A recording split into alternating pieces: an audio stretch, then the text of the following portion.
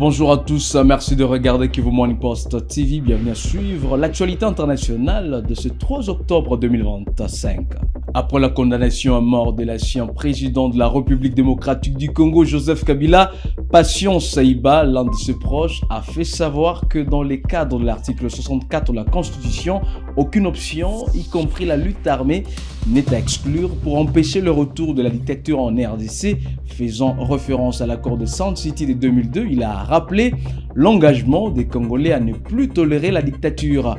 Le professeur Bob Kabamba, depuis la Belgique, estime également que la seule lutte qui reste à Joseph Kabila est armée. Blaise Bassabose. Dans un contexte politique en pleine turbulence en République démocratique du Congo, les déclarations récentes des Patience Saïba et du professeur Bob Kabamba soulèvent des questions cruciales sur l'avenir de l'ancien président Joseph Kabila, condamné à mort par coutumance.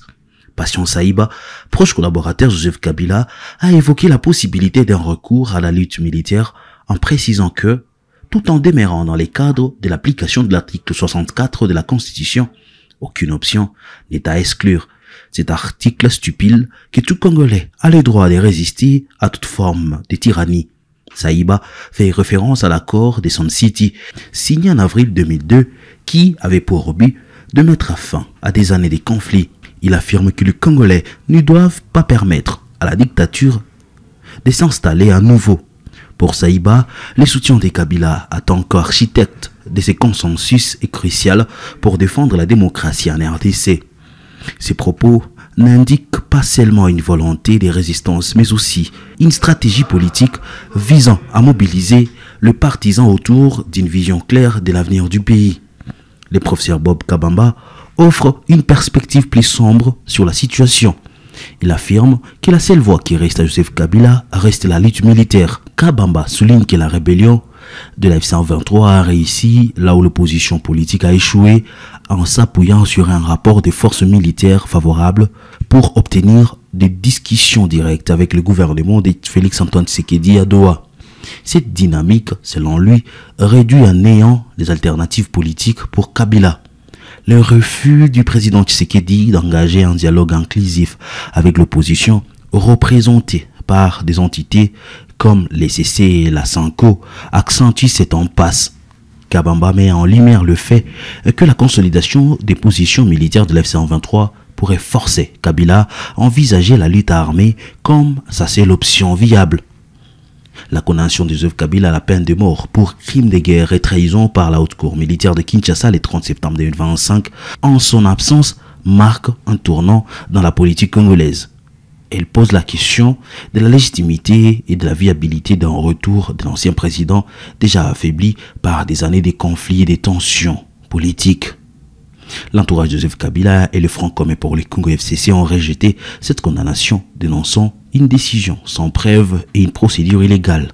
Kikabin Karoubi, conseiller diplomatique de l'ancien chef de l'État, a déclaré plus de 3 heures pour ne présenter que des ragots des réseaux sociaux et de la rue de Kinshasa, aucune preuve liant sans aucun doute Joseph Kabila Kabange à la coalition FC-M23.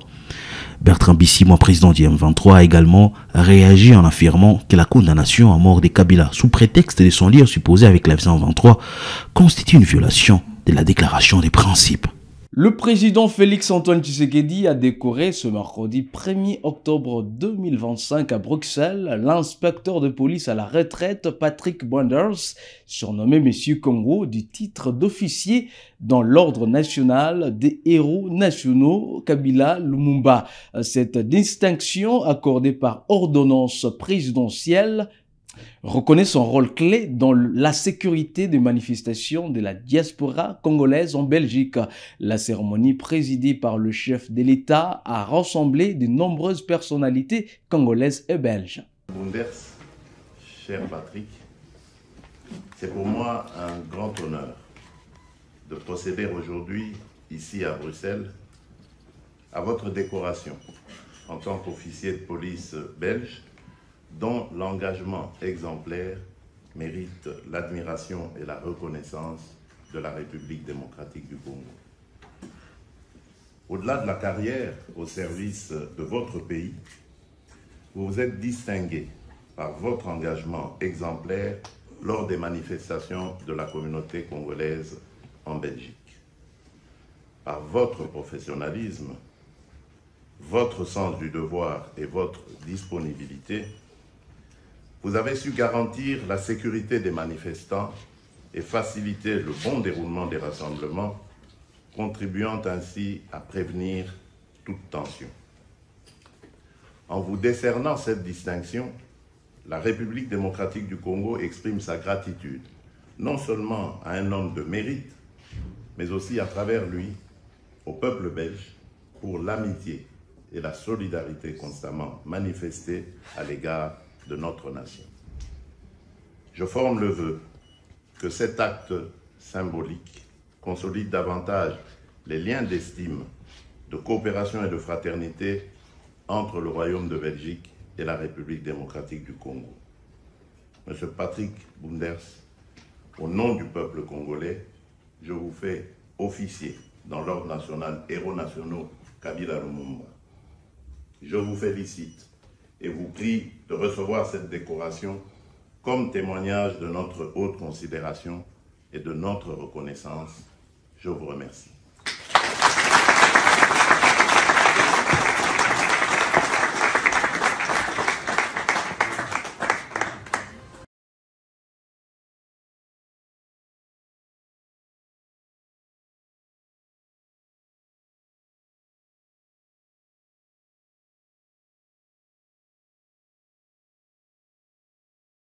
Et puis à Lubumbashi, un jeune Angolais de 16 ans, identifié sous le nom de Philippe Mahemba, a tenté d'enlever 8 enfants dans un orphelinat de Lubumbashi.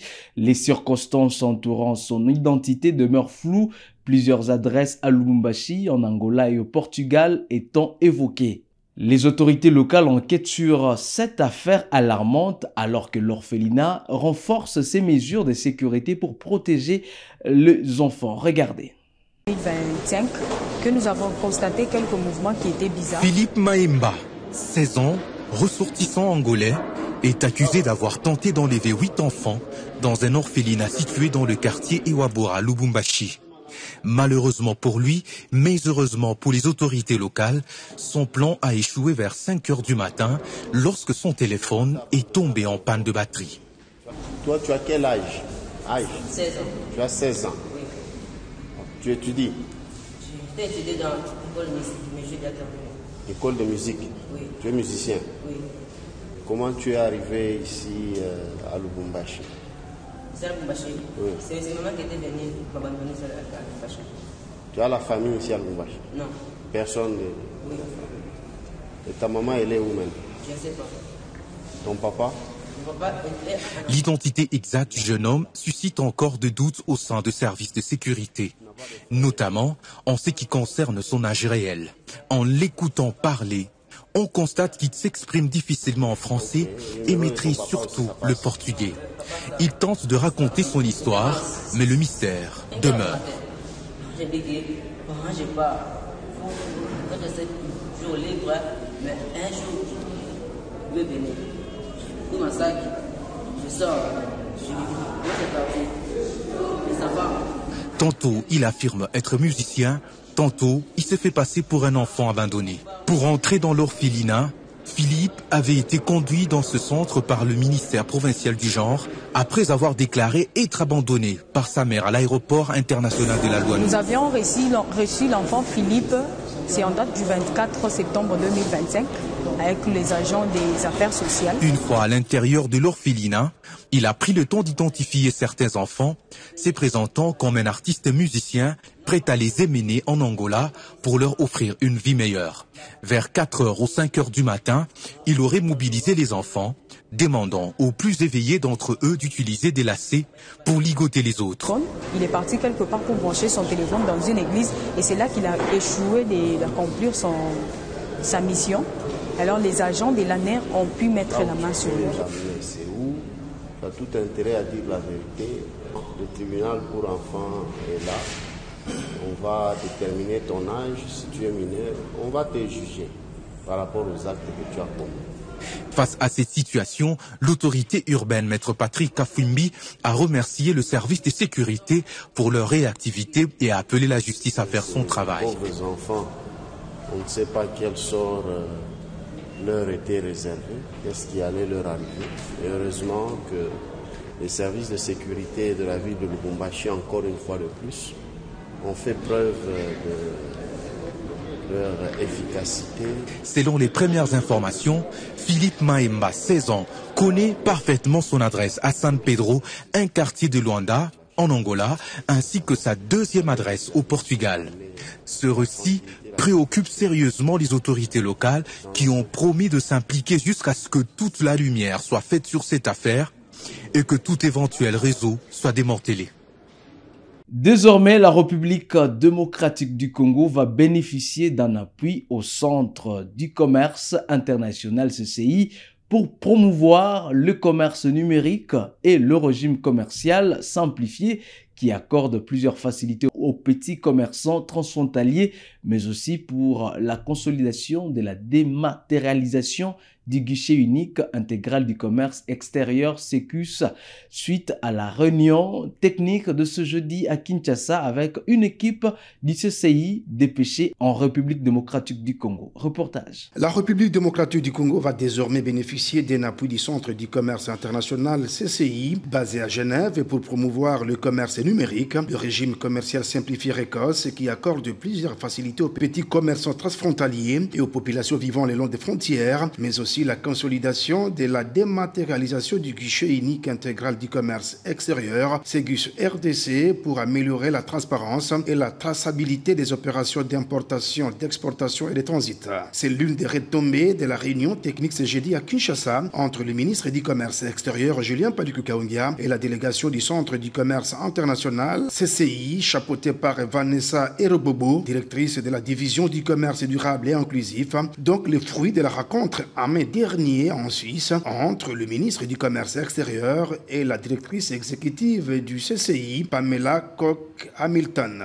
Également, le CCI va appuyer l'organisation à Kinshasa dans les mois qui suivent du forum sur le développement des chaînes de valeur dans le secteur minier, en mettant l'accent sur le grand projet de l'industrie des batteries électriques et dans le secteur agricole, a fait entendre Vanessa Erobobo. C'était sur le sujet de collaboration entre le Centre commerce international et le pays de RDC pour développer les chaînes de valeur. Une équipe mixte d'experts a été mise en place pour élaborer une feuille de route objectif à accélérer la matérialisation de ces promesses. Par ailleurs, le développement du commerce régional le long du corridor de Lobito avec la promotion des investissements privés dans le secteur de l'agroalimentaire, un corridor qui relie les régions de la République démocratique du Congo, le nord-ouest de la Zambie et l'Angola aux marchés commerciaux régionaux et mondiaux via le port de Lobito. Ce point a été au centre d'une réunion technique ce mercredi 1er octobre 2025 entre le ministre du Commerce extérieur Julien Paluku Kahongya et Porva Karkar, analyste politique principal au Centre européen de gestion des politiques de développement basé aux Pays-Bas et en Belgique, et c'est à présence du directeur général de l'Agence nationale pour la promotion des exportations, ANAPEX, Mike Tambwe. Enfin, l'ancien président Nicolas Sarkozy, condamné à 5 ans de prison ferme le 25 septembre 2025, a affirmé avoir reçu de milliers de témoignages. Sarkozy a également révélé la difficulté de cette épreuve pour sa famille comme pour lui-même. Je vous propose ici de le suivre. Mes chers amis, depuis le 25 septembre, le jour où j'ai été condamné à 5 années de prison, j'ai reçu des milliers et des milliers de témoignages. Ils m'ont touché au-delà de ce que vous pouvez imaginer. Ma famille en a été bouleversée et moi-même, toute cette affection, j'allais dire tout cet amour, me donne une force indomptable. Je voulais remercier chacun d'entre vous pour cet effort, pour cette marque d'attention, pour cette solidarité que vous avez voulu me témoigner. Bien sûr, c'est une épreuve, et je ne vous cacherai pas la difficulté de cette épreuve pour ma famille comme pour moi-même. Mais en même temps que je vous remercie, je voulais que chacun d'entre vous comprenne que je ne me laisserai pas faire, que nous allons vaincre, parce que la vérité et l'innocence doivent triompher. Merci une nouvelle fois pour tout ce que vous avez fait pour moi. Je vous emporte avec moi. Je surmonterai cette épreuve, mais sachez que jamais je ne laisserai tomber la France et les Français. Et c'est tout pour l'actualité internationale de ce 3 août 2025 sur Camp TV. Mesdames, mesdemoiselles et messieurs, que vous soyez, merci à vous de l'avoir suivi. Restez avec nous pour la suite de l'actualité et à très vite.